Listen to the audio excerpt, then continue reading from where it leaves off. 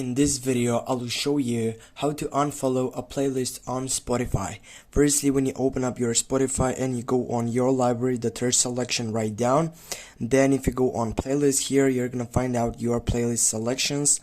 And for example, if you go right here and you wanna unfollow that playlist from here, what you can do, firstly, you need to take off an playlist which is so important from here to get it. Yeah, for example, I don't know, hip hop, Spotify music, and it doesn't matter, but it needs to be created by yourself.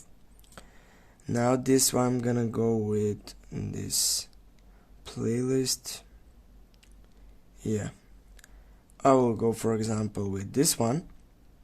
Just go preview or simply add to other playlist.